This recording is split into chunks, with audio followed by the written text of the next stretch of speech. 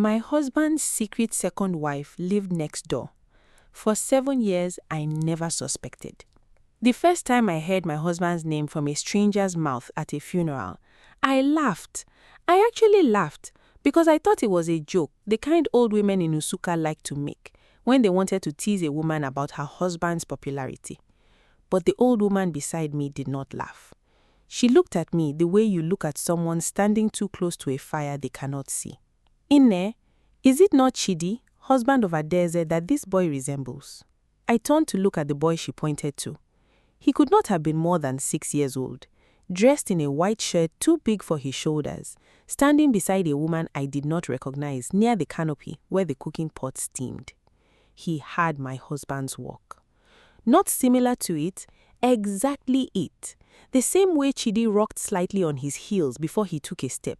The same way he tilted his chin up when someone called his name, as though bracing for an argument he hadn't yet heard. Around us, the wake-keeping continued as though nothing had shifted in the afternoon. Women stirring jollof rice in blackened pots the size of drums, men arguing gently over a crate of mulled drinks, a choir rehearsing a dirge under a mango tree. Ordinary grief, ordinary noise. Only I seemed to have fallen through a crack in the afternoon, watching a boy I did not know eat a piece of meat off a paper plate with my husband's exact appetite for the fatty part first. I told myself it was nothing.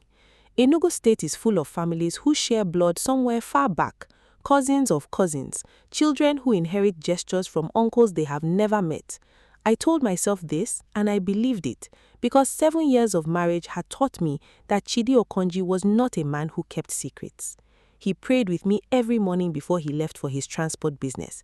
He called me twice at midday, every single day, to ask if I had eaten. He built our house with his own hands, block by block, before he ever laid a foundation for anything else in his life. Or so I believed. But that night, lying beside him in the dark, I asked him a question I had never asked before. Chidi, do you know the family of Mama Nkechi who buried her husband today? The boy in the white shirt. He did not answer immediately. In 7 years of marriage, I had learned to read the silence between his breaths, the way farmers read clouds before rain. This silence lasted 3 seconds too long. Which boy? He said, finally, and his voice had gone flat, the way it did when the transport union owed him money and he did not want to discuss it. Which boy? The one who walks like you. Adaeze, all children walk somehow. Sleep, my dear, tomorrow is a long day. I let it go.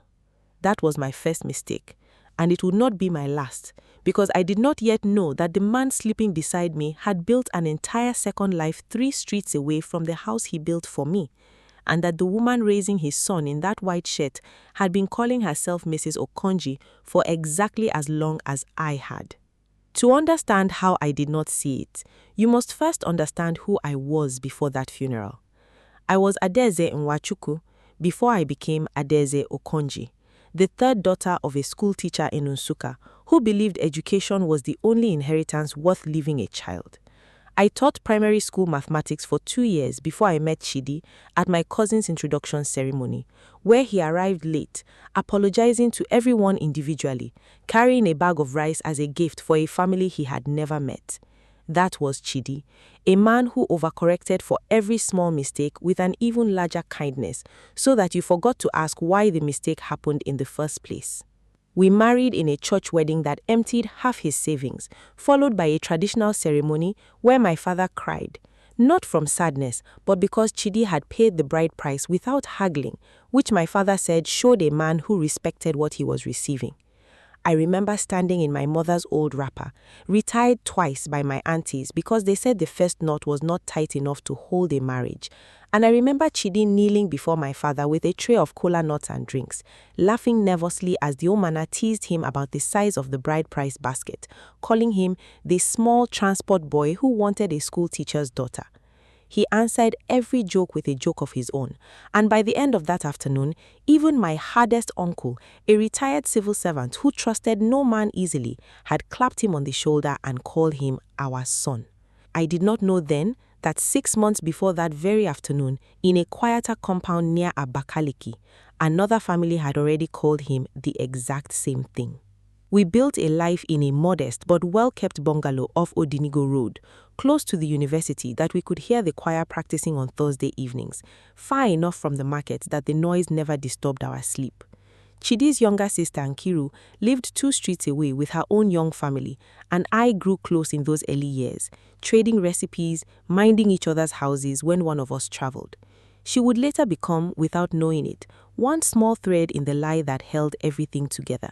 Her name borrowed, her innocent request for help with her children, invoked more than once to explain a receipt or an absence that had nothing to do with her at all. Chidi ran a transport business, 3 commercial buses that traveled from Nsukka to Enugu, then a 4th that went as far as Onitsha. He was a man who worked with his hands and his voice, negotiating with drivers, mechanics, and the union chairman who always wanted one more bribe than was fair. He was gone often. I understood this as the cost of the life we were building. When he came home smelling of engine oil and diesel, I did not question the hours. When he traveled to inspect a new route for 2 or 3 days at a time, I packed his bag myself and prayed over it before he left. We tried for children in our first 3 years and none came. I will not pretend this did not wound something in me, some private room in my chest that I kept locked even from Chidi. He never once made me feel less than whole for it. He held me the nights I cried without explaining why, and he told the aunties who asked too many questions at family gatherings that God's timing was not our timing, and that was the end of the conversation, because when Chidi decided a conversation was finished, people generally respected that. There were seasons, too, when Chidi's tenderness expressed itself in ways that seemed, at the time, to prove exactly how devoted a husband he was. When I lost my 3rd pregnancy in our 4th year of marriage, a loss we had told almost no one about, not wanting to invite the town's pity before we were ready to carry it ourselves, Chidi sat beside my hospital bed for 2 full days, refusing even the nurse's suggestion that he go home to rest, feeding me spoonfuls of pepper soup his own mother had prepared, whispering prayers over my stomach as though the sheer force of his devotion could undo what had already happened. I remember thinking, in the haze of lag grief, that whatever trials came for us afterwards, I could survive them because I had married a man capable of that particular unwavering steadiness. It is strange now to hold that memory beside what I later learned, that during that same week, while I lay in a hospital bed grieving a child we would never hold, Ngozi was 7 months into a pregnancy of her own, 3 towns away, believing herself entirely alone in the world with a husband who traveled constantly for business. I do not know, and perhaps will never know, which woman received the truer version of Chidi's devotion in those days, or whether either of us ever did. I tell you all this not to make you pity me, but so you understand the depth of what was hidden from me. This was not a marriage of convenience or suspicion. I trusted this man with the architecture of my entire life. And for 7 years, 3 streets from our bungalow, in a compound he told me belonged to his late uncle's estate, which he managed as executor and rented to a respectable family from Abakaliki, lived a woman named Adaeze, who believed herself to be his only wife, and 2 children who called him Papa. On weekends, he told me he was traveling to Onitsha. The visitors started small. A week after the funeral, a boy, not the same boy, an older one, perhaps 11, knocked at our gate asking for Uncle Chidi and was sent away by our gateman before I even saw his face. I only learned of it because the gateman mentioned it in passing, the way you mention weather. "Ah, madam, small boy come here, they find Oga." I tell am say Oga no dey. "Which boy?" "I no know am, madam. He sent a message from him mama." I did not press further.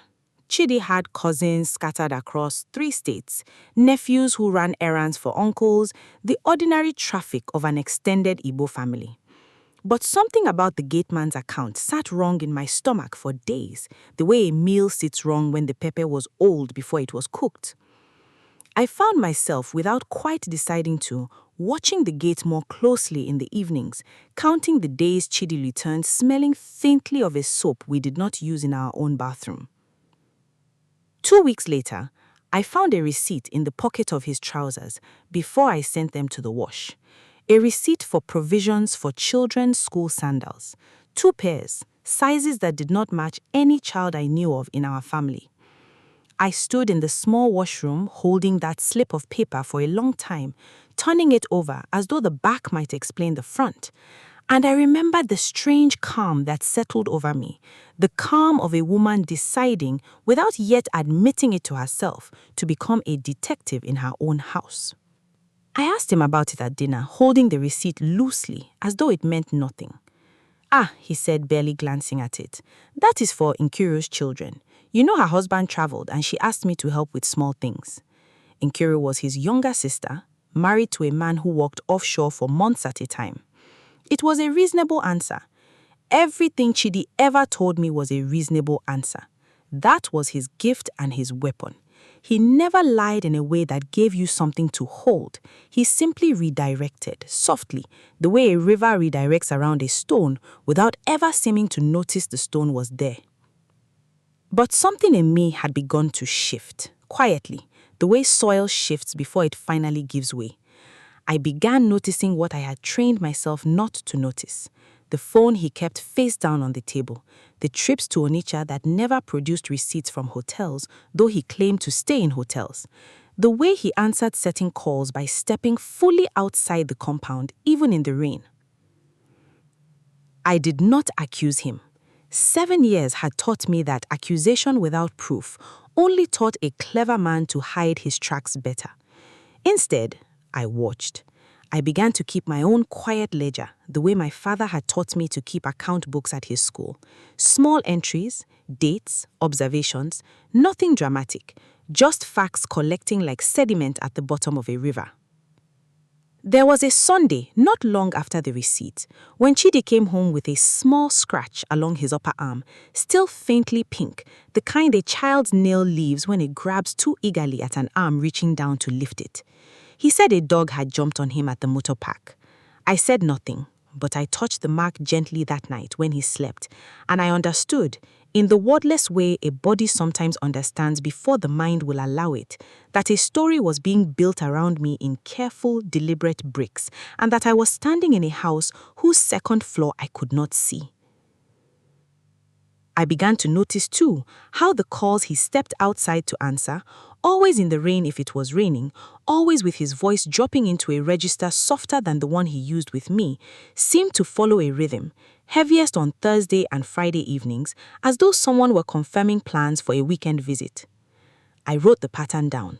I did not yet have a name to attach to the voice on the other end, only a rhythm, the way you might notice a song on the radio before you learn its title.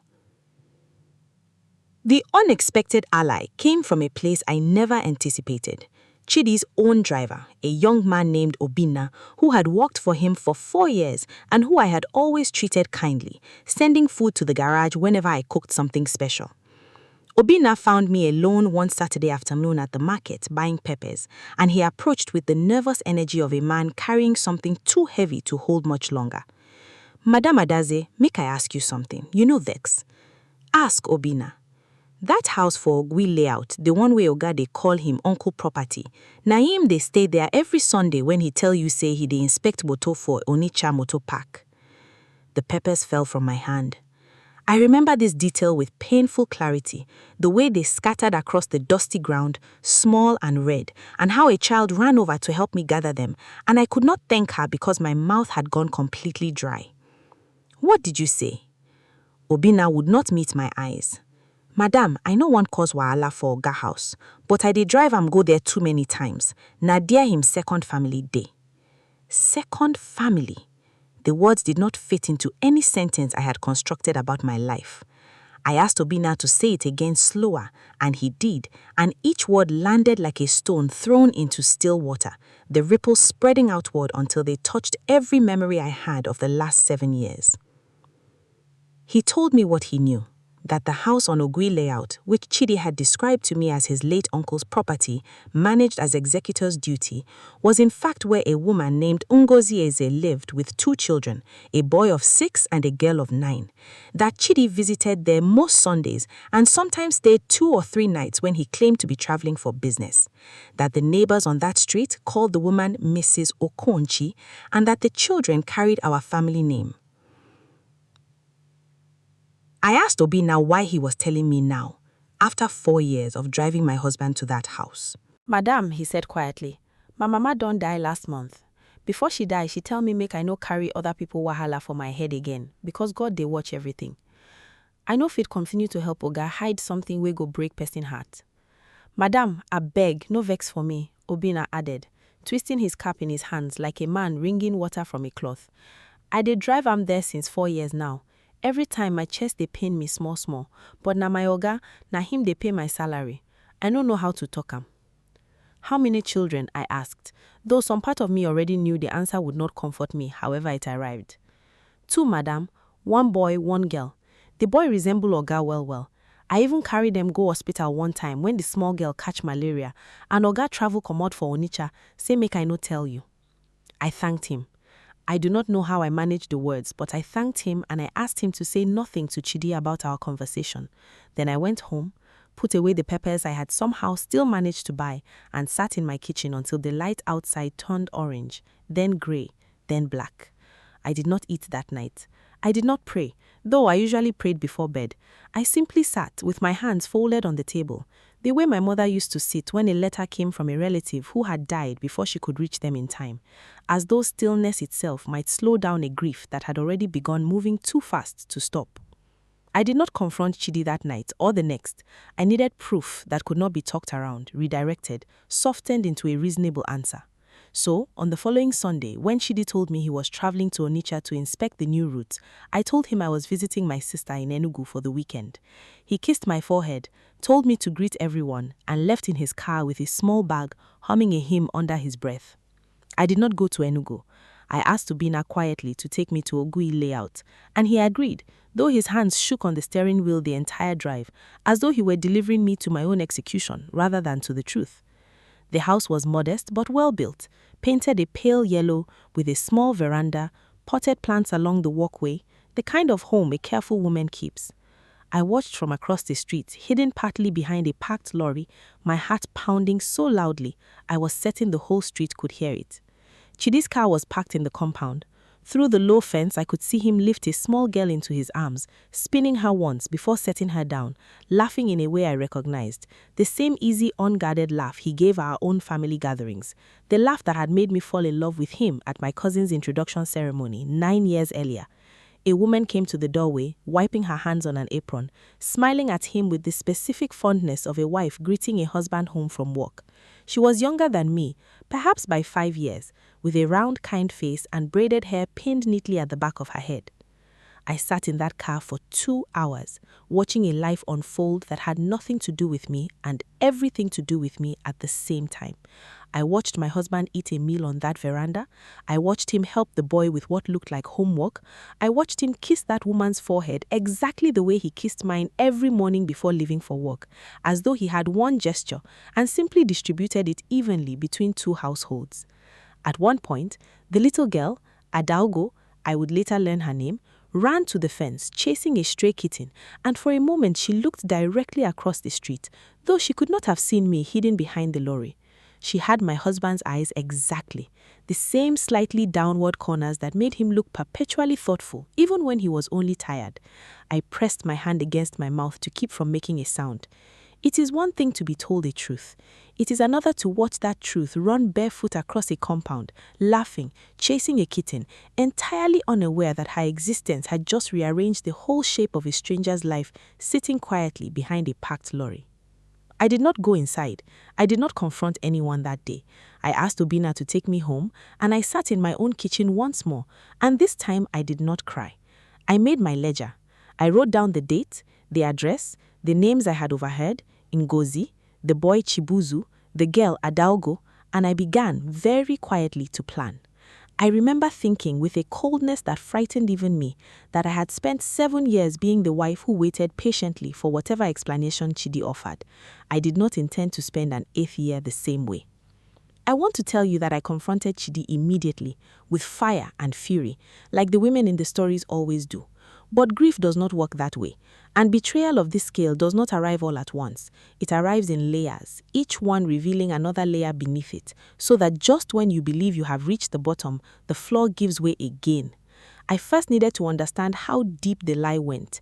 Was this a recent affair, dressed up with children born of convenience? Or was it something older, something structural? I went to the church registry office where Chidi and I were married, and under the pretense of needing a copy of our marriage certificate for a visa application, I asked the clerk, an old family friend of my father's, whether he knew of any other marriage registered under Chidi Okonji's name. He did not find one in the church records because, as I would soon learn, Chidi and Ngozi never married in a church. They had performed a traditional marriage in Ngozi's village near Abakaliki 6 months before Chidi and I even met. 6 months. This was not an affair that grew slowly out of loneliness or temptation during our marriage. This was a wife he already had, hidden, before he ever knelt in my father's compound and asked for my hand. I learned this from Ngozi's own aunt, a woman I sought out under a false name, claiming to be conducting research for a women's church group on marriage customs in the area. The aunt, proud of her niece's marriage to a successful transport businessman from Nsukka, told me everything without suspicion. The traditional wedding held quietly because Chidi said his mother was too sick to attend, the 7 years of a marriage she believed was singular and complete, the 2 children born into what she believed was a stable, respected household. "Tell me," I said carefully, keeping my false church smile fixed in place, though my hands trembled around the teacup. "Was there anything unusual about the timing of the wedding? Sometimes families rush these things." The aunt laughed, not unkindly. It was a little rushed, yes. His father was dying, they said, and wanted to see his son settled before he passed. We didn't even do the full introduction rites. Everything happened in 1 week, but Chidi promised a bigger celebration later, once business improved. Ngozi is still waiting for that celebration, 7 years now. She shook her head fondly, the way one shakes one's head at a busy, successful man's small failures. He is a good provider though, sends money every month, never misses, only wish he came around more. I sat in that woman's parlor, drinking tea I could not taste, listening to the architecture of my own life crumble in real time. My marriage to Chidi had not broken a family, it had been built on top of one already standing. I was not the first wife discovering a second.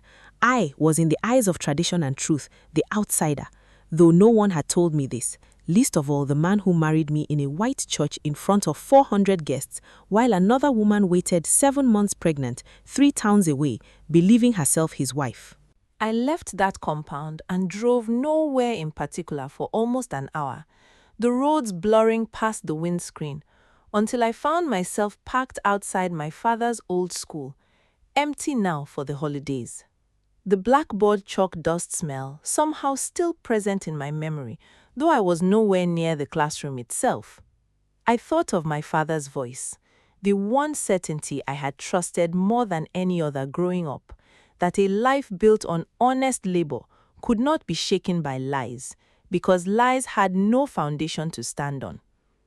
I wondered, sitting there, whether he had ever imagined that the son-in-law he wept over with joy would turn out to be the very lie he warned me as a girl to watch for. I did not sleep that night, or the next several nights. I moved through our house as though I were a visitor in it, touching the furniture Chidi had built, the frames of photographs from our wedding, the small clay pot my mother had given us as a blessing gift. And I asked myself over and over how a man could split himself so completely between 2 homes without either woman noticing the seams.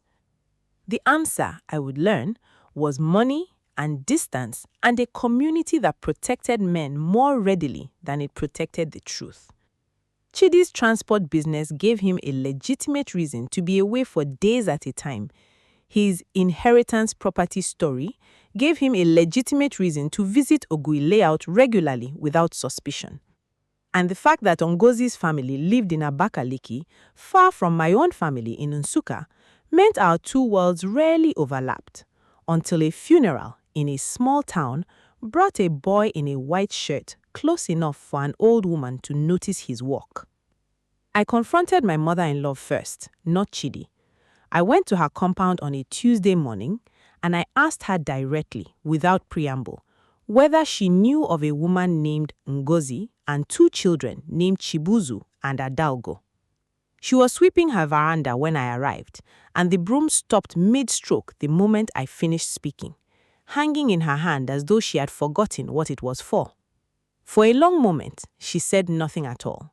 And in that silence, I watched years of shared meals, shared prayers, shared small kindnesses rearrange themselves into something I no longer recognized.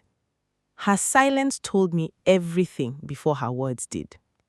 Adaeze, Nne, this is not a matter for women to fight over. Men have always... Did you know? I asked again, my voice steadier than I felt. I knew, she admitted. Chidi asked me not to speak of it. He said he would settle it in his own time. He said both of you would understand, that it was not disrespect, that many men... I did not wait to hear the rest of her justification. I left her compound and drove myself home, gripping the steering wheel so tightly my knuckles ached for hours afterwards. His own mother had known, had sat across from me at family gatherings, had eaten meals I cooked with my own hands, all while carrying this secret like a stone in her mouth she had agreed never to spit out. What hurt most in the days that followed was not even the secret itself, but the memory of specific moments I now had to view through its shadow.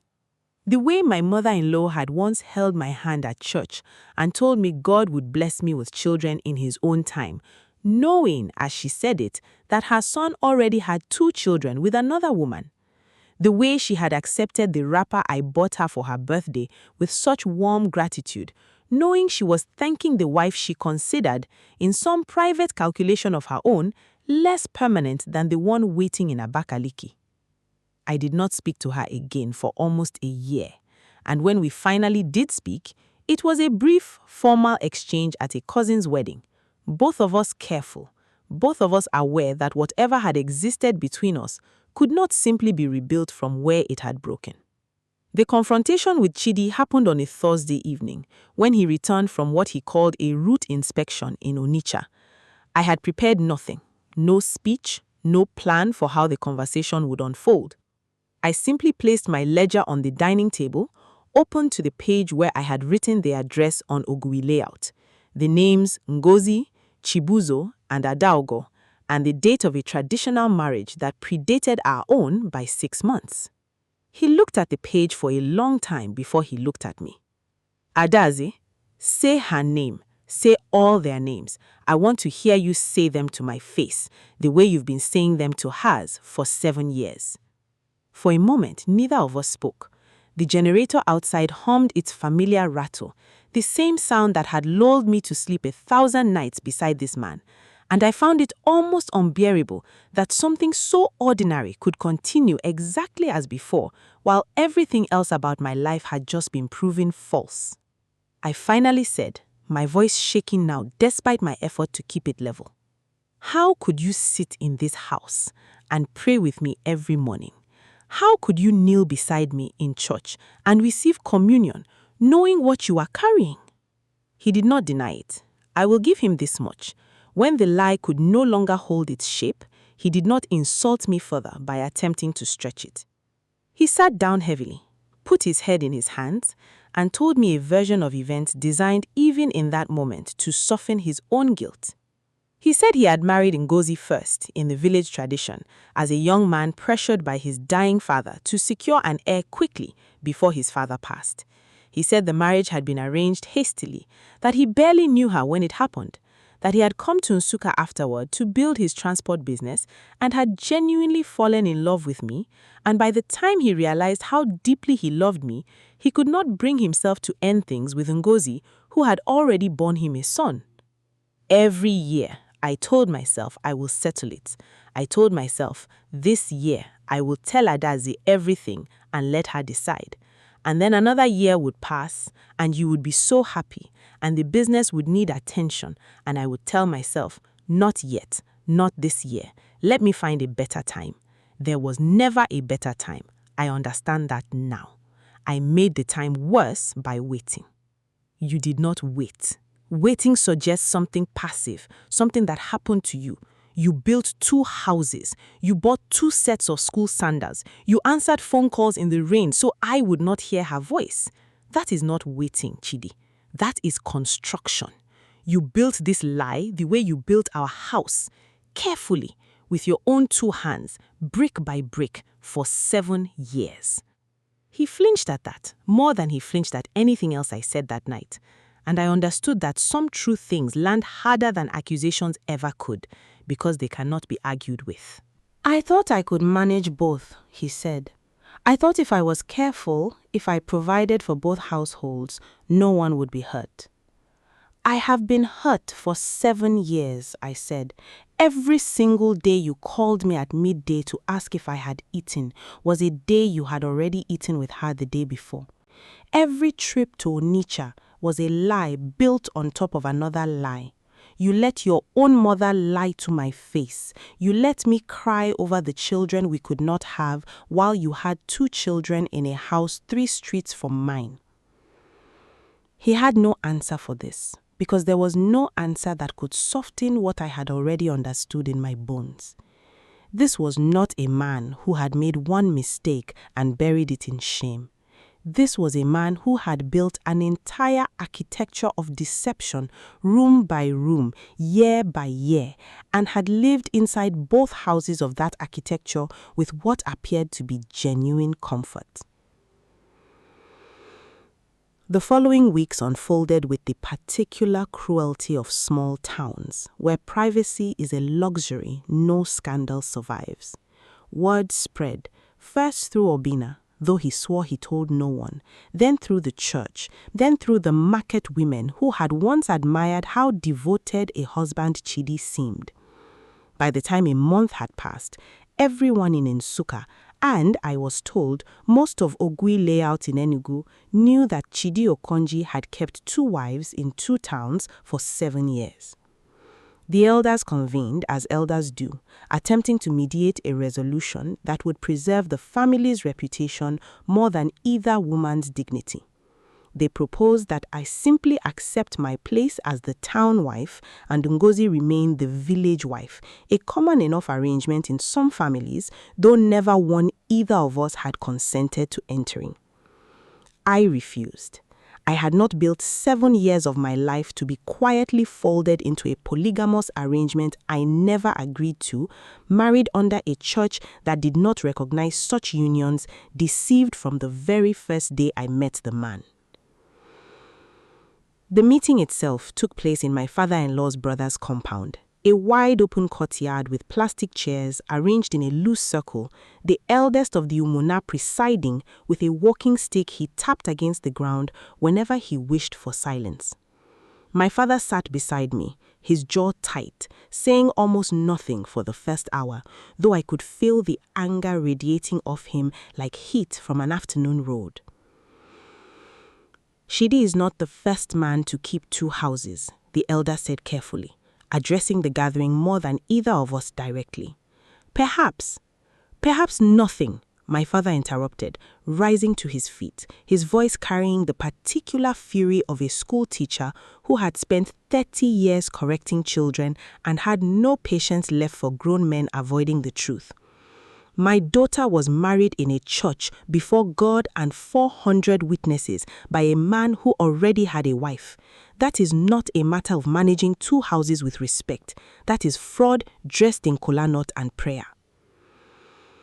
The courtyard fell silent, except for the distant sound of a generator somewhere down the road.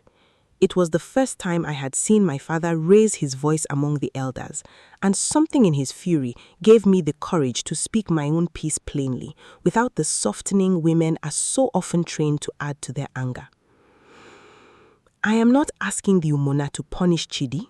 I am asking the church to release me from a marriage I entered under a lie I could not have known to guard against. What happens to Chidi's conscience after that is between him and God. It was during this period that I finally met Ngozi in person, not through hiding across a street, but face to face, in the parlor of a mutual friend who thought, perhaps wrongly, that the 2 of us speaking directly might resolve something the elders could not. I expected anger between us, perhaps even violence, the way such stories are often imagined. Instead, I found a woman as broken as I was, sitting with her hands folded tightly in her lap, refusing to look up when I entered the room. "He told me you were my cousin's wife," she said quietly, before I had even sat down. "When people started asking questions in Ogui layout, he told me you were a distant relative visiting the estate. I did not know, Adaeze. I swear before God, I did not know he had another wife in the church, married before witnesses. I thought I was his only wife. I thought our marriage was complete and known to everyone." I studied her face and I believed her. She had the particular devastation of someone realizing that the ground she had stood on for 7 years had never truly existed. We were not rivals. We were two women who had both been given the same lie, wearing different clothes, delivered at different addresses. He built 2 lives and told each of us we were the only foundation holding it up. "When did you first suspect?" she asked me, wiping her face with the back of her hand, the careful composure she had entered the room with now completely gone. "A boy's walk on a funeral," I said. "An old woman gripped my wrist and told me to look. I laughed at her at first. I am ashamed of how long I laughed." Ngozi nodded slowly, as if this small, strange detail confirmed something she had long suspected about the fragility of the life she had built. "My own suspicion came from a smell," she admitted quietly. "He came home once smelling of a perfume that was not mine, not any I owned, and when I asked him, he told me it belonged to a passenger who had fainted on one of the buses and that he had carried her to a clinic. I believed him for 2 more years after that.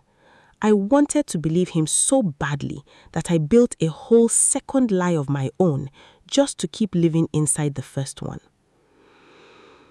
We sat with that confession between us for a long moment. 2 women recognizing in each other the particular ache of having chosen belief over instinct again and again, because the alternative had felt too large to survive.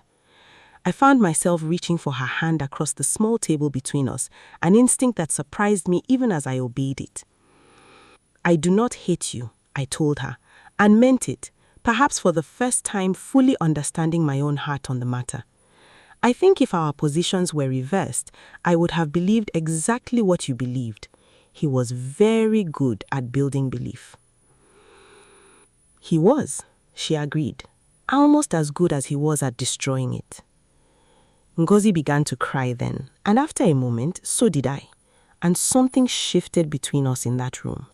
Not friendship, not yet, but a fragile understanding that the person who wronged us both was not each other. The final twist came not from Chidi, who by then had gone quiet, retreating into the kind of sullen silence men adopt when they have run out of stories to tell, but from an old land dispute that had been swimming beneath the entire affair without either of us knowing. The house on Ogui layout, the one Chidi had told me for years belonged to his late uncle's estate, was in fact never his uncle's property at all. It had been purchased using funds diverted from the transport business, money that belonged in part to investors who trusted Chidi with capital to expand his bus routes when the union chairman and 2 of the investors began asking pointed questions about missing funds. The truth of the house's ownership came out in the same season as the truth of his second marriage, as though the entire structure of his deception had chosen that year to collapse at once. This detail mattered more than it might seem. It meant the house Ngozi had lived in for 7 years, believing it to be her husband's family inheritance, was in fact built on money stolen from men who now wanted it back, or wanted Chidi in front of a magistrate. Ngozi, who had never done anything but trust a man she believed to be her lawful husband, now faced the possibility of losing the roof over her children's heads because of debts she never knew existed. I learned of this second collapse from the union chairman himself, a heavy-set man named Mazi Elua, who had known Chidi since his earliest days driving a single rented bus between Nsukka and Enugu. He came to my father's compound one evening, hat in hand, clearly uncomfortable at having to deliver such news to a woman he had once toasted at a wedding reception. "Madame Adaeze," he said, choosing his words as carefully as a man crossing a river on loose stones. Me no come here to trouble you further. God knows you don't suffer enough for this matter. But some of the investors, them they ask whether you sabi anything about where the Ogui layout house money come from. Them say the papers show say na company money buy the house, but the house they inside another woman name. I remember laughing, a short disbelieving sound with no humor in it at all. Mazi Elua, I only learned of that house's existence 2 months ago myself. I do not know whose name is on any papers. I shall believe you, madam, but make I tell you the truth. Some of them won't seize the house. Them know they think about the picking way they inside. It was this conversation, more than any lingering anger at Ngozi, that pushed me toward the decision that would surprise everyone who heard of it, including, I think, myself. It would have been easy at that point for me to feel a grim satisfaction, to watch the second household suffer the consequences I had already survived. Instead, I found myself doing something I did not expect of myself. I went to the investors alongside Ngozi, and we presented a united account of Chidi's deception, showing that neither of us knew of the fraud, that both of us had been as deceived by the money as we had been by the marriages. The meeting with the investors took place at the union office, a cramped room lined with dusty route maps and framed photographs of buses long since sold for scrap. 4 men sat across a table from Ngozi and me, arms folded, clearly expecting 2 rival women to arrive spitting accusations at each other that they could use to justify whatever decision they had already made. Instead, Ngozi spoke first, her voice steadier than I had yet heard it. "Gentlemen," she said, "I did not know my husband owed you money. I did not know the house I raised my children in was bought with funds that were not fully his to spend. But I am asking you as a mother, not as anyone's rival. My children have already lost a father they thought they knew. Do not let them lose their home in the same season." I added what proof I could, the ledger I had kept, the dates and patterns that showed neither of us had any hand in the missing funds, only in discovering far too late exactly where our husband's money and affection had truly gone. One of the older investors, a quiet man who had said nothing through the whole meeting, finally spoke. "In this town," he said slowly, "we have seen many men do what your husband did. We have rarely seen the 2 women he wronged sit side by side asking for mercy on each other's children instead of tearing each other apart for our entertainment. That, more than any account book, tells me who deserves protection here and who does not." The investors, moved perhaps by the sight of 2 wronged women standing together rather than against each other, agreed to pursue Chidi directly for the debt rather than seizing the house that sheltered 2 children who had done nothing wrong. It would not save the house forever. In the end, it was sold regardless to satisfy debts too large for Chidi's remaining assets to cover. But it bought Ngozi and her children 8 more months of stability, enough time to arrange a return to her family's village without the added cruelty of eviction. The community resolution, when it finally came, was not the fairy tale justice the storytellers might promise, but it was something honest. The church elders, upon confirming that Chidi's marriage to me had occurred without disclosure of his prior traditional marriage to Ngozi, formally recognized what canon law required, that our marriage, entered under false pretenses regarding his marital status, could be dissolved with the church's blessing, freeing me from a union built on a foundation I had never agreed to share. Chidi was made to answer to the transport union for the missing funds, and in the end, lost both bosses and the house on Ogui layout, which was sold to repay his debts. Ngozi returned to her village near Abakaliki with her 2 children, her traditional marriage technically still standing, though hollowed out of any dignity it once held, since the man she had married had never been free to give himself to her in the first place. I will not pretend the ending was without pain for either of us. Ngozi's children lost the only home they had known. My own 7 years of devotion were revealed to have been offered to a man incapable of receiving them honestly. There was no moment of triumphant vindication, no scene where Chidi fell to his knees and begged forgiveness in front of the whole town. He simply grew smaller in the community's eyes, a man whose name was now spoken with the particular pity reserved for those who are known finally and completely for exactly who they are. What I did not expect in the months that followed was the friendship that grew between Ngozi and me. We began cautiously to write letters, then to visit, then to speak on the phone the way old friends do, Not because either of us wished to remember the man who connected us, but because we had discovered in the wreckage of his lies that we understood each other in a way almost no one else could. We had both loved the same laugh, the same easy tenderness, the same steady voice that promised safety while quietly building a second house behind our backs. Only another woman who had lived that exact contradiction could understand its particular weight. I used the small settlement I received from the church-mediated dissolution, along with money I had quietly saved over the years without Chidi's knowledge, a habit my mother had taught me. Always keep something only you know about, she used to say, though I never imagined I would need it for this, to open a small provision store near the university gate. It grew slowly, honestly, built entirely on my own labor, with none of the borrowed foundations that had made Chidi's life such an elaborate house of cards. The first month, I sold barely enough to cover the rent on the small store, and there were nights I sat behind the counter long after closing, counting coins by lantern light, wondering if I had traded one kind of uncertainty for another. But slowly, the students from the university began to trust the shop that never sold expired provisions, never shortchanged the customer, always had exactly what was promised on the label. By the second year, I had hired a young girl to help me on market days, and by the third, I had opened a second stall near the teaching hospital, this one run by a niece I had trained myself. I built it the way my father built his reputation as a teacher, slowly, honestly, brick by visible brick, so that anyone could examine the whole structure and find nothing hidden inside it. Ngozi, for her part, returned to school, finishing the teacher training certification she had abandoned when she married young, and found work at a primary school in her village. Her son Chibuzo, the boy in the white shirt, whose work had first betrayed his father's secret, grew tall and serious, and I am told he still asks his mother, from time to time, why his father visits so rarely now, a question she answers with more grace than the situation deserves. Adaeze, the little girl who had chased a kitten across a compound while I hid behind a parked lorry, visited me once, 2 years after everything came apart, brought by Ngozi on a trip to Nsukka to see a doctor at the teaching hospital.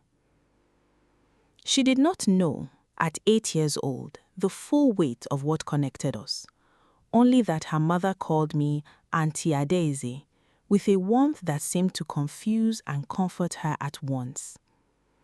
She sat in my shop, eating groundnuts from a paper cone, swinging her legs from the high stool, and at one point she looked up at me with Chidi's exact eyes and asked, with the blunt honesty only children are permitted, "Auntie, why do you and Mama look sad and happy at the same time when you talk to each other?"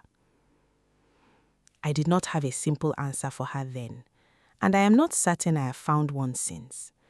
I told her only that sometimes grown-ups build friendships out of the very things that once tried to break them, and that this was one of the stranger, harder gifts a difficult season can leave behind.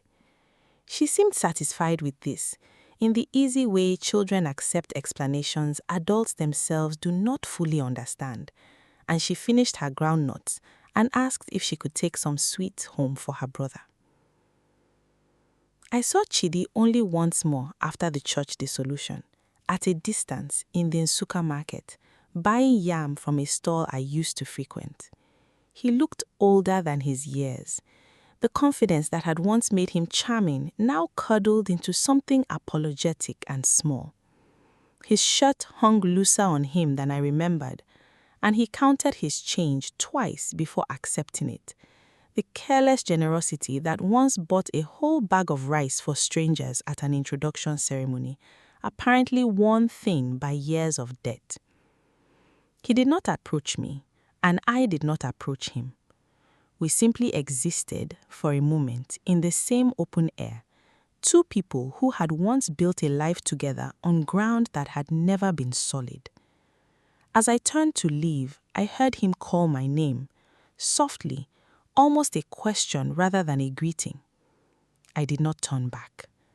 I do not know, even now, what he might have said, and I have made a kind of peace with never finding out.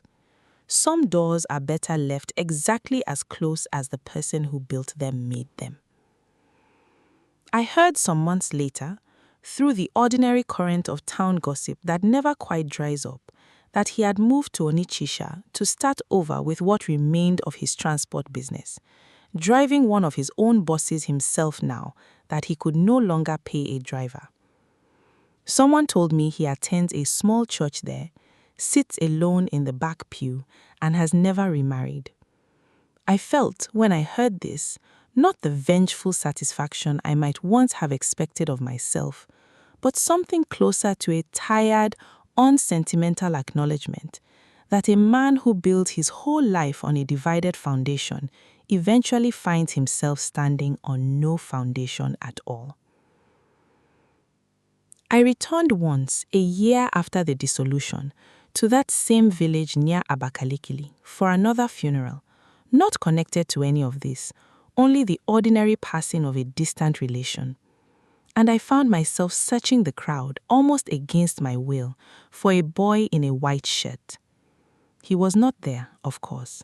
Ngozi had moved her small family to a quieter compound on the far side of the village, away from the gossip that clung to any mention of the Okonji name. But I stood at the edge of that gathering for a long moment anyway, remembering the exact texture of that afternoon that had first cracked open the life I thought I understood.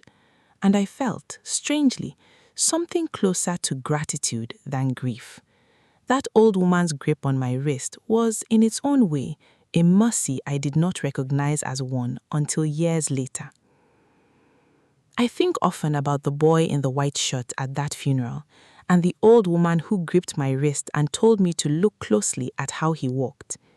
I think of how close I came to dismissing her, to laughing off a truth my body somehow already sensed before my mind was ready to accept it. I have learned since then that betrayal rarely announces itself directly. It arrives sideways, in a stranger's careless remark, in a receipt for the wrong size of sandals, in a driver's guilty confession at a pepper store. It asks you to notice what you have trained yourself not to see. There are still evenings, even now, when I catch myself listening for the particular rhythm of Chidi's footsteps on the veranda, an old habit my body has not fully unlearned, before I remember that the veranda belongs only to me now, that no second set of footsteps is coming, that the silence in the house is not absence, but simply peace, arriving late and unfamiliar, the way peace often does after a long enough war. I do not know if I will marry again. Some nights I believe I have closed that door entirely, and other nights I imagine a quieter, smaller love, one without secrets large enough to fill an entire second house. There is a man now, a widower, who supplies rice to my shop, patient and unhurried, in a way that reminds me nothing of Chidi's practiced charm. And though I have not yet let myself trust the shape of what might grow between us, I no longer flinch away from the possibility the way I did in the first year after everything came apart. What I know for certain is that I no longer measure my worth by how well a man's story about himself holds together.